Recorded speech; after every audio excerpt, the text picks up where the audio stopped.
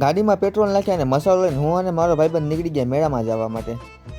તો મિત્રો સ્વાગત છે તમારા બધાના નવા મિની વ્લોગમાં. મિત્રો રાત પડી ગઈ અને અમારે નક્કી કર્યું કે અમારે જવું છે મેળામાં. મિત્રો તો મેં મસાલો લઈ લીધો અને ગાડીમાં પેટ્રોલ નાખી દીધું અને પછી આપણે ફાઇનલી પહોંચી ગયા જામનગરના મેળામાં. મિત્રો બરોબર, અહીંયા એટલું બધું કંઈ હતું તો નહીં, પણ અમે ચાકર મારવા માટે આવી ગયા બરોબર. અને રાધેશ્યામના ગોલા એટલે શું વાત જવા દે બરોબર. પછી આ રાઈડ હતી બધી અને હું અને મારો ભાઈબંધ નીકળી ગયા રમકડા જોવા માટે, કેમ કે નાનપણમાં તો લેવા મળ્યા નહીં, પણ અત્યારે મન થયું, પણ અત્યારે એનો ભાવ છે ને પછી અમે વિચાર્યું કે હવે રહેવા જ દો, કેમ કે 150 રૂપિયાનો હતો બરોબર મિત્રો. અને એટલું બધું આપણે આગળ બજેટ હતું નહીં. પછી આપણે પાન જોયું કે મસ્ત મજાની કલાકારી કરેલી હતી. એ પાનને સાઈડમાં કહીને મિત્રો આપણે આવી ગયા આપણું ભવિષ્ય જોવા માટે.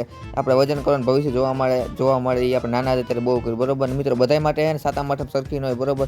આ મિત્રો નાનો હોય તો મહેનત કરે તો આના માટે 1 લાખ તો બને જ ને. પછી અમે આવી ગયા અનાનસ ખાવા માટે.